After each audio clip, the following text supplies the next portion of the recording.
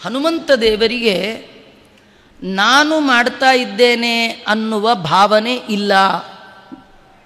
ಅವರು ಪ್ರತಿ ಕರ್ಮದಲ್ಲಿ ಭಗವಂತನ ಕರ್ತೃತ್ವದ ಚಿಂತನೆ ಇದೆ. ನಾವೆಲ್ಲ ಮಾಡಿದ ಮೇಲೆ ನಾಹಂಕರ್ತ ಹರಿಕರ್ತ ಅಂತ ಅಂತೀವಿ. ಆದರೆ ಮಾಡುವ ಕಾಲಕ್ಕೆ ನಮ್ಮ ಭಾವನೆ ಏನು? ನಾನೇ ಮಾಡ್ತಾ ಇದ್ದೀನಿ. ಈ ನಾನು ನಾನು ನಾನು ಅನ್ನೋದ್ರಿಂದಲೇ ಫಲದಲ್ಲಿ ಡೌಟ್ ಇದೆ ನಮಗೆ, ಆಗತ್ತೆ ಗ್ಯಾರಂಟಿ ಇಲ್ಲ. ಹನುಮಂತ ದೇವರಿಗೆ ಡೌಟ್ ಇಲ್ಲ, ಖಂಡಿತ ಮಾಡ್ತೇನೆ. ಹೇಗೆ ಅಂದರೆ ಹನುಮಂತ ದೇವರು ಹೇಳ್ತಾರೆ, ರಾಮನ ಬಿಲ್ಲಿನಲ್ಲಿ ಹೂಡಿದ ಬಾಣ, ರಾಮ ಬಿಲ್ಲಿನಲ್ಲಿ ಬಾಣವನ್ನು ಹೂಡಿ ಬಿಟ್ಟರೆ ಅದು ಎಂದಾದರೂ ಮಿಸ್ ಆಗಿದ್ದಿದೆಯಾ?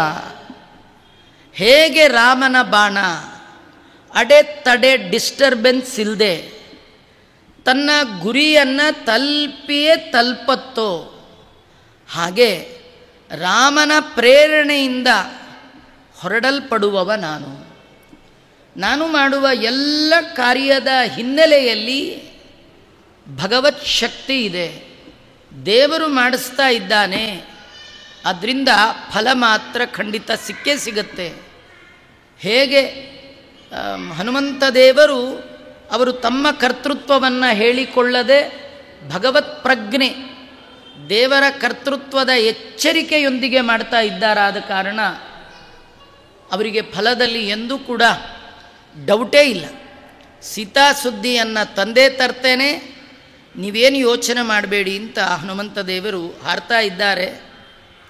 ಹನುಮಂತ ದೇವರು ಸಮುದ್ರವನ್ನು ದಾಟುವಾಗ, ದಾಟಿದ ಮೇಲೆ, ಕೆಲಸ ಮುಗಿಸ್ಕೊಂಡು ಬಂದ ಮೇಲೆ ಎಲ್ಲಿಯೂ ಕೂಡ ಸುಸ್ತಾಯಿತು ಅಂತ ಅನ್ನಲೇ ಇಲ್ಲ. ನಾವೊಂದು ಅರ್ಧ ಗಂಟೆ ಪೂಜೆ ಮಾಡಿಯೋ, ಒಂದು ಏಕಾದಶಿ ಉಪವಾಸ ಮಾಡಿಯೋ, ಸಾಕಾಯ್ತು ಆಚಾರ್ಯ ನೆನ್ನೆ ಎಲ್ಲ ಏಕಾದಶಿನಲ್ಲ ಅಂತ ಮಾಡಿದ ಕರ್ಮಕ್ಕೆಲ್ಲ ಸುಸ್ತಾಯಿತು ಸಾಕಾಯಿತು ಅಂತೀವಿ. ಹನುಮಂತ ದೇವರು ಇಷ್ಟು ದೊಡ್ಡ ಸಾಗರವನ್ನು ಒಂದೇ ಸ್ಟ್ರೆಚ್ಚಲ್ಲಿ ಹಾರಿದ್ದಾರೆ, 100 ಯೋಜನವನ್ನು ಒಂದೇ ನೆಗತ ಹಾರಿದ್ದಾರೆ. ಅವ್ರಿಗೇನಾದರೂ ಆಯಾಸ ಆಯಿತಾ ಅಂದರೆ ಆಗಲಿಲ್ವಂತ. ಅವ್ರಿಗಾಗಲಿಲ್ಲ ಅಲ್ಲ, ನಮಗೂ ಆಗಲ್ವಂತ. ನೀವು ಹಾರ್ಬೋದು. ನಾವು ಸಣ್ಣ ಪುಟ್ಟ ಹಾರಾಟ ಮಾಡಿಯೇ ಭಾರಿ ಆಯಾಸ ಪಡ್ತೇವೆ. ಆದರೆ ನಿಮಗೆ ಜೀವನದಲ್ಲಿ ದೊಡ್ಡ ಹಾರಾಟ ಮಾಡುವ ಆಸೆ ಇದ್ದರೆ, ಈ ಸಂಸಾರ ಅನ್ನುವ ಸಾಗರವನ್ನು ಹಾರಿ ಆಚೆ ದಡ ಸೇರಿ ಭಗವಂತನ ಅನುಗ್ರಹಕ್ಕೆ ಪಾತ್ರರಾಗುವ ಬಯಕೆ ನಿಮಗಿದ್ದರೆ ನೀವು ಒಂದು ಕೆಲಸ ಮಾಡಿ. ಭೂಮಿಯಲ್ಲಿರುವಾಗ ಸ್ವಲ್ಪ ಪ್ರಾಕ್ಟೀಸ್ ಮಾಡಿ. ಏನು ಪ್ರಾಕ್ಟೀಸ್ ಮಾಡಬೇಕು? ವಾಸುದೇವನ ಗುಣ ಸಮುದ್ರದ ಒಳಗೆ ಸ್ವಲ್ಪ ಸ್ವಲ್ಪ ಈಜು ಹೊಡೆಯೋದು ಕಲೀರಿ. ಮನೆ ಹತ್ತಿರ ಇರುವ ಸಣ್ಣ ಪುಟ್ಟ ಕೆರೆಯಲ್ಲಿ ಈಜು ಹೊಡೆದವ ನದಿಯಲ್ಲಿ, ದೊಡ್ಡ ದೊಡ್ಡ ಸಾಗರಗಳಲ್ಲಿ ಈಜು ಹೊಡೆಯೋದು ಸುಲಭ. ಹಾಗೆ ವಾಸುದೇವನ ಗುಣ ಸಮುದ್ರದೊಳು ಈಸಬಲ್ಲವ ಭವ ಆಯಾಸ ಇಲ್ಲದೆ ಸಮುದ್ರ ದಾಟುವನು ಶೀಘ್ರದಲ್ಲಿ ದೊರೆ ಜಗದೊಳಗೆ. ಈ ಸಂಸಾರ ಸಾಗರ ದಾಟಬೇಕು ಅಂತಿದ್ರೆ ಭಗವಂತನ ಗುಣಸಾಗರದಲ್ಲಿ ಚಿಂತನೆಯಲ್ಲಿ ಮುಳುಗಬೇಕಂತೆ. ಸದಾ ಭಗವಂತನ ಚಿಂತನೆಯಲ್ಲಿರುವಂತಹ ಹನುಮಂತ ದೇವರಿಗೆ ಈ ಸಮುದ್ರ ದೊಡ್ಡ ಸಮುದ್ರ ಏನಲ್ಲ. ಯಾಕೆ? ರಾಮನ ಗುಣ ಸಮುದ್ರದಲ್ಲಿ ಲೀಲಾಜಾಲವಾಗಿ ಈಜಾಡುವವರು ಹನುಮಂತ ದೇವರು. ಆ ಭಗವಂತನ ಗುಣಗಳು ಅನ್ನುವ ಸಮುದ್ರದ ಮಧ್ಯದಲ್ಲಿ ಈ ಜಡವಾದ ನೀರಿನ ಸಮುದ್ರ ಸಣ್ಣ ಕೆರೆ ಅವರಿಗೆ ಅನಾಯಾಸವಾಗಿ ದಾಟ್ತಾರೆ ಅಂತ ತಿಳಿಸ್ಕೊಡ್ತಾ ಇದ್ದಾರೆ. ಇನ್ನೂ ಒಂದೇನೆಂದರೆ, ಬೆಟ್ಟಗಳಿಗೆ ಸಂಸ್ಕೃತದಲ್ಲಿ ಭೂಧರ ಅಂತ ಕರೀತಾರೆ. ಹನುಮಂತ ದೇವರು ಬೆಟ್ಟವನ್ನು ಹೀಗೆ ಒತ್ತಿ ಹಾರಿದ್ದಾರೆ. ಇದು ಒತ್ತಿದ್ದಲ್ಲಂತೆ, ಆ ಭೂಮಿಯನ್ನು ಸ್ವಲ್ಪ ಪ್ರೆಸ್ ಮಾಡಿದ್ರಂತೆ. ಯಾರಾದರೂ ದುಃಖದಲ್ಲಿದ್ದರೆ ನಾವು ಅವರಿಗೆ ಸಮಾಧಾನ ಮಾಡುವಾಗ ಅವರ ಬೆನ್ನನ್ನೋ ಅವರ ಕೈಯನ್ನೋ ಹಿಡಿದು ಒತ್ತುತ್ತೇವೆ. ನೀವು ಯೋಚನೆ ಮಾಡಬೇಡ, ನಾ ಇದ್ದೀನಿ, ನಿಂದು ಪ್ರಾಬ್ಲಮ್ಗೆ ನಾನೊಂದು ಪರಿಹಾರವನ್ನು ಹುಡುಕ್ತೇನೆ ಅಂತ ಹೇಳುವಾಗ ಸಾಂತ್ವನಗೊಳಿಸುವ ಕ್ರಮ ಅದು. ನೋಡಿ, ಇಲ್ಲಿ ಕಳೆದೋಗಿರೋ ಹೆಣ್ಣು ರಾಮನ ಹೆಂಡತಿ ಮಾತ್ರ ಅಲ್ಲ, ಅವಳು ಭೂಮಿಯ ಮಗಳು, ಭೂಮಿಜ ಅವಳು ಅಲ್ವಾ, ಭೂಮಿಯಿಂದ ಬಂದವಳು. ಹನುಮಂತ ದೇವರು ಆ ಭೂಮಿಯನ್ನು ಒತ್ತಿ ಭೂಮಾತೆಗೆ ಹೇಳ್ತಾರೆ, ಅಮ್ಮ ನೀ ಯೋಚನೆ ಮಾಡಬೇಡ, ನಿನ್ನ ಮಗಳನ್ನ ನಾನು ಕರ್ಕೊಂಡು ಬರ್ತೇನೆ ಅಂತ ಸಮಾಧಾನ ಮಾಡ್ತಾ ಇದ್ದಾರಂಥದ್ದು. ವಾದಿರಾಜ ಶ್ರೀಮತ್ ಚರಣರು ಹಾಗೆ ಅದನ್ನು ಉತ್ಪ್ರೇಕ್ಷೆ ಮಾಡಿದ್ದಾರೆ. ತರಣಿರಿವ ಹನುಮಾನ್ ಪ್ರಾಪಲಂಕಾಂ ದಿದಿಕ್ಷು ಧರಣಿ ತವ ತನೂಜಾಂ.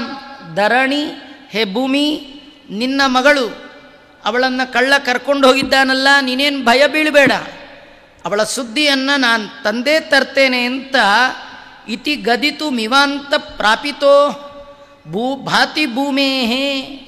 ಆ ಭೂಮಿಯ ಒಳಗೆ ಪರ್ವತ ಹೋಯ್ತಂತೆ ಕೆಳಗೆ.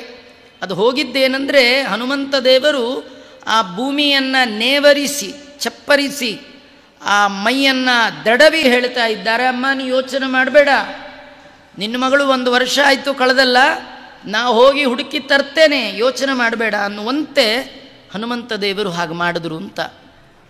ಬರೀ ಈ ಒಂದು ಹನುಮಂತ ದೇವರು ಹಾರಿದ ಪ್ರಸಂಗವೇ ಅನೇಕ ಶ್ಲೋಕಗಳಲ್ಲಿ ವಾಲ್ಮೀಕಿಗಳು ಒಟ್ಟು 68 ಸರ್ಗಗಳಲ್ಲಿ ವರ್ಣನೆ ಮಾಡಿದ್ದಾರೆ, ಬೇಕಾದಷ್ಟು ಇಡೀ.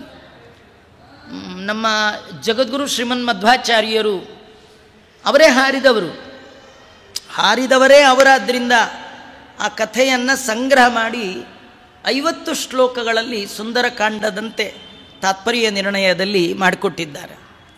ಹನುಮಂತ ದೇವರು ಹಾರಲಿಕ್ಕೆ ಶುರು ಮಾಡಿದ್ದಾರೆ. ಹಾರುವ ಸಂದರ್ಭದಲ್ಲಿ ಹನುಮಂತ ದೇವರು ಹಾರಿದ ವೇಗಕ್ಕೆ ಇಡೀ ಸಾಗರದ ನೀರೇ ಕ್ಷೋಭೆಗೊಳ್ತಾ ಇದೆಯಂತೆ. ಆ ಸಾಗರದ ಒಳಗಿನ ಜಲಚರಗಳು ವಾಯುವೇಗಕ್ಕೆ ಅನುಸರಿಸಿ ಹನುಮಂತ ಹಾರಿದರೆ ಹನುಮಂತನ ಫೋರ್ಸ್ಗೆ ಹಿಂದೆ ಆ ಜಲಚರಗಳು ಹಾರ್ತಾ ಇದೆಯಂತೆ. ಸುಮ್ಮನೆ ನಿಮ್ಗೆ ಉದಾಹರಣೆಗೆ ಹೇಳ್ತೇನೆ, ಮನೆ ಮುಂದೆ ಕಾರು ಆಟೋ ಸ್ಪೀಡಾಗಿ ಹೋಗಿಬಿಟ್ರೆ ಅಲ್ಲಿ ಇಲ್ಲಿ ಬಿದ್ದ ಪೇಪರ್ ತುಂಡು ಕೂಡ ಆಟೋ ಹಿಂದೆನೇ ಹೇಗೂ ಸುಮ್ಮನೆ ನಿಮ್ಗೆ ಅರ್ಥ ಆಯ್ತಲ್ಲ. ಹನುಮಂತ ದೇವರ ವೇಗಕ್ಕೆ ಸಮುದ್ರದ ಒಳಗಿನ ನೀರು ಕ್ಷೋಭೆಗೊಂಡು ಒಳಗಿರುವಂತಹ ಜಲಚರಗಳು ಕೂಡ ಹನುಮಂತನನ್ನೇ ಹಿಂಬಾಲಿಸ್ತಾ ನಮಗೊಂದು ಮೆಸೇಜ್ ಸಂದೇಶವನ್ನು ಕೊಡುತ್ತೆ. ಗಾಳಿ ಬಂದ ಕೈಯಲ್ಲಿ ತೂರಿಕೊಳ್ಳಿರೋ, ನೀವಾಗ ನೀವೇ ದೇವರ ಸೇವಾ ಮಾಡುವ ಯೋಗ್ಯತೆ ನಿಮಗಿಲ್ಲ. ಯಾರೋ ಮಾಡ್ತಿರ್ತಾರೆ, ಕೃಷ್ಣಂದು ಬ್ರಹ್ಮರಥ ಎಳಿತಿರ್ತಾರೆ, 100 ಜನ ಹಗ್ಗಕ್ಕೆ ಕೈ ಹಾಕಿ ಎಳಿತಿರ್ತಾರೆ. ನೀವು ದೂರದಲ್ಲಿ ನಿಂತು ನಾನು ಮಾತ್ರ ಎಳೆಯಲ್ಲ, ಎಳೆದ್ರೆಷ್ಟು ಎಳೆದೇ ಇದ್ರೆಷ್ಟು ರಥ ಹೋಗುತ್ತೆ. ಆದರೆ 100 ಜನ ಸೇರಿದಾಗ ನೀವು ಕೈ ಹಾಕಿದ್ರೆ ನಿಮಗೂ ಒಂಚೂರು ಪುಣ್ಯ ಬರುತ್ತಲ್ಲ. ನೀವಾಗ ನೀವೇ ಯಾರಿಲ್ಲ, ದೇವರನ್ನ ಕೂಡಿಸಿದಾರೆ, ನೀವೊಬ್ಬರೇ. ನೀವು ಅವ್ರ ಹತ್ರ ಹೋಗಿ ನಾವು ಸೇವಾಕರ್ತರು, ನೀವು ಯಾರು ಮುಟ್ಕೊಡ್ದು ನಾನೇ ಹೇಳಿಕ್ಕೆ ಸಾಧ್ಯ? ನಿಮಗೆ ದುಡ್ಡು ನೀವೇ ಕಟ್ಟಿರ್ಬೋದು, ಬ್ರಹ್ಮರಥವನ್ನು ಎಳಿಲಿಕ್ಕಾಗತ್ತಾ? ನಿಮ್ಮೊಬ್ಬರ ಕೈಲೇ ದೇವರ ಸೇವಾ ಮಾಡಲಿಕ್ಕಾಗಲ್ಲ. ಹನುಮಂತ ದೇವರು ಮಹಾನುಭಾವರು. ಭಗವಂತನ ಕಾರ್ಯದ ಸಾಧನೆಗಾಗಿ ಭೂಮಿಯಲ್ಲಿ ವಾಯುದೇವರು ಹನುಮಂತ ದೇವರಾಗಿ ಹುಟ್ಟಿ ಬಂದಿದ್ದಾರೆ.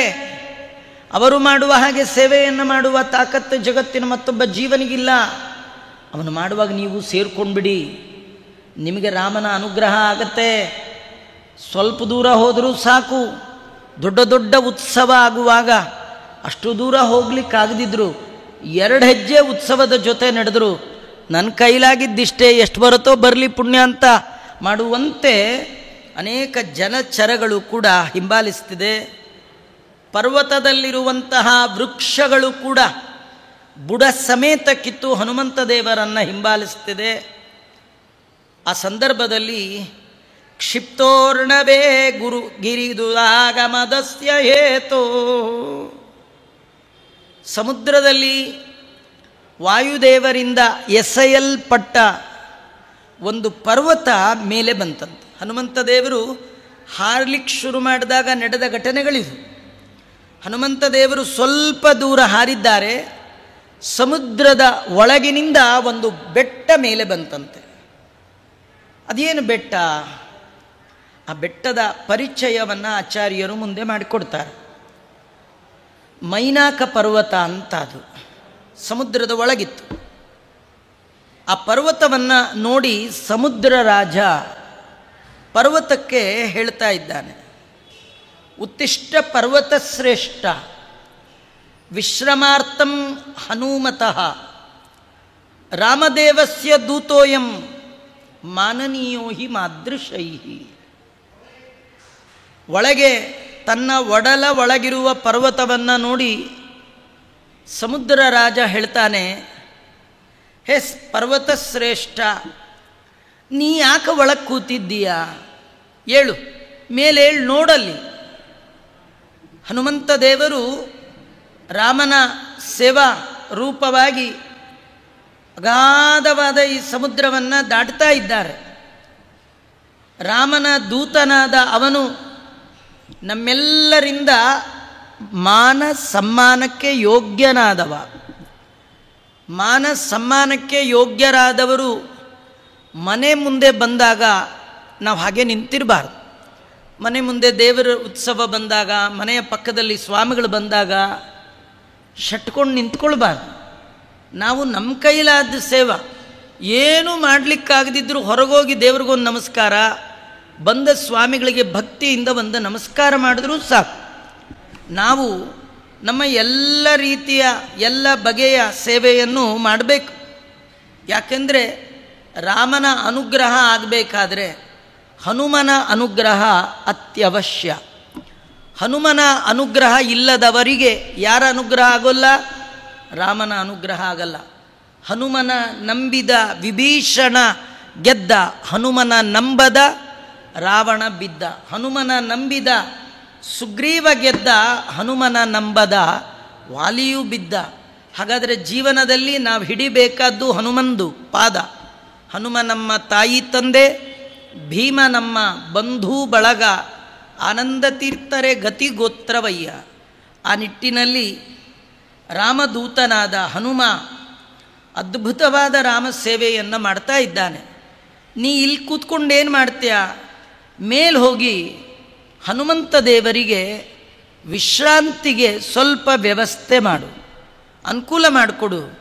ಅದರಿಂದ ನಿಂಗೂ ಪುಣ್ಯ ಬರುತ್ತೆ. ನಿನ್ನನ್ನು ನಾನು ಒಳಗಿಟ್ಕೊಂಡದ್ದಕ್ಕೆ ನನಗೂ ಪುಣ್ಯ ಬರುತ್ತೆ. ನೀನು ರಾಮನ ಸೇವೆ ಮಾಡಲಿಲ್ಲ, ರಾಮ ಭಕ್ತರಿಗೆ ಸೇವೆ ಮಾಡಲಿಲ್ಲ, ವಿಷ್ಣು ವೈಷ್ಣವರ ಸೇವೆ ಮಾಡದಿದ್ದವರಿಗೆ ಮನೆಯಲ್ಲಿ ಅವಕಾಶ ಕೊಡಬಾರ್ದು ಇರಲಿಕ್ಕೆ. ದೈವದ್ರೋಹಿಗಳು ದೇಶದ್ರೋಹಿಗಳು ಇರಬಾರ್ದು ಮನೆ ಒಳಗೆ. ನೀವೇ ದೇಶದ್ರೋಹ ಮಾಡಬೇಕಾದ್ದಿಲ್ಲ. ದೇಶದ್ರೋಹ ಮಾಡುವವರಿಗೆ ಮನೇಲಿ ಬಾಡಿಗೆ ಕೊಟ್ಟರೂ ಸಾಕು, ಅವನು ಕೂಡ ದೇಶದ್ರೋಹದ ಒಳಗೆ ಹೇಗೆ ಪಾಲುದಾರನಾಗ್ತಾನೋ ಹಾಗೆ ದೈವ ಭಕ್ತನಾದ ಹನುಮ ಹಾರುವಾಗ ನೀನು ಆ ವೈಷ್ಣವನ ಸೇವೆ ಮಾಡದಿದ್ದರೆ ನಿನಗೆ ವಿಷ್ಣು ವೈಷ್ಣವ ದ್ವೇಷದ ದೋಷ ಬರುತ್ತೆ. ನೀನು ದೈವದ್ರೋಹಿ ಆಗ್ತೀಯ. ನಿನ್ನಂಥವನಿಗೆ ಆಶ್ರಯ ಕೊಟ್ಟದ್ದಕ್ಕೆ ನಂದು ತಪ್ಪಾಗತ್ತೆ. ನನಗೂ ಪುಣ್ಯ ಬರಬೇಕು, ನಿನಗೂ ಪುಣ್ಯ ಬರಬೇಕು. ಆಸೆ ಇದ್ದರೆ ಒಳಗೆ ಕೂಡಬೇಡ, ಮೇಲೆ ಏಳು ಅಂತ ಸಮುದ್ರ ರಾಜ ವರುಣ ತನ್ನ ಒಡಲ ಒಳಗಿರುವ ಪರ್ವತಕ್ಕೆ ಹೇಳಿದ. ನೋಡಿ ಈ ಕಥೆ ಎಷ್ಟು ಚೆನ್ನಾಗಿದೆ ಅಂದರೆ, ನಮಗೆ ನೇರ ಸಹಾಯ ಮಾಡಲಿಕ್ಕೆ ಆಗದಿದ್ದರೂ ಸಹಾಯ ಮಾಡುವವರನ್ನು ತೋರಿಸಿದರೂ ಪುಣ್ಯ. ನಿಮ್ಮನೆಗೆ ಬಂದಾಗ ನೀವು ಊಟ ಹಾಕದಿದ್ದರೂ ಬೇಡ, ಎಲ್ಲಿ ಊಟ ಹಾಕ್ತಾರೆ ಇಲ್ಲಿ ಹೋಗಿ ಅಂತ ಅವ್ರಿಗೆ ಸರಿಯಾದ ಅಡ್ರೆಸ್ ಹೇಳಿದ್ರು ಅದಕ್ಕೊಂದು ಪುಣ್ಯ ಇದೆಯಂತ. ಸಮುದ್ರ ರಾಜ ತಾನೇನೂ ಮಾಡಲಿಲ್ಲ, ಆದರೆ ತನ್ನ ಒಳಗಿರುವಂತಹ ಆ ಪರ್ವತಕ್ಕೆ ಹೇಳಿದಾಗ ಪರ್ವತ ಸಂತೋಷದಿಂದ ಮೇಲೆ ಬಂತಂತೆ. ಆ ಪರ್ವತವನ್ನು ಪರಿಚಯ ಮಾಡಿಕೊಡ್ತಾರೆ ಆಚಾರ್ಯರು. ಶಾಲೋಹರಸ್ಯ ಗಿರಿಪಕ್ಷ ವಿನಾಶ ಕಾಲೇ ಕ್ಷಿಪ್ತೋರ್ಣವೇಶ ಮರುತೋರ್ ವರಿತಾತ್ಮ ಪಕ್ಷ ಹೈಮೋ ಗಿರಿ ಪವನಜಸ್ಯತು ವಿಶ್ರಮಾರ್ಥಂ ಉದ್ಭಿದ್ಯವಾರಿದಿಮವರ್ಧದನೇಕ ಸಾನು. ಹರಸ್ಯ ಶಾಲಃ, ಭಾವಮೈದ ಅಂತ ಹೆಂಡತಿಯ ತಮ್ಮ. ಯಾ ಹೆಂಡತಿ? ಹರ, ರುದ್ರದೇವರ ಹೆಂಡತಿಯ ತಮ್ಮ ಅಂತ. ರುದ್ರದೇವರ ಹೆಂಡತಿ ಯಾರು? ಪಾರ್ವತಿ, ಪರ್ವತರಾಜನ ಮಗಳು. ಆ ಪಾರ್ವತಿಯ ತಮ್ಮ ಮೈನಾಕ ಪರ್ವತ. ಅರ್ಥಾತ್ ಇದು ಕಲ್ಲಿನ ಬೆಟ್ಟ ಇಷ್ಟೇ ತಿಳ್ಕೊಳ್ಬಾರ್ದು. ಅಭಿಮಾನಿ ದೇವತೆಗಳು ಅಂತ ತಿಳ್ಕೊಳ್ಬೇಕು.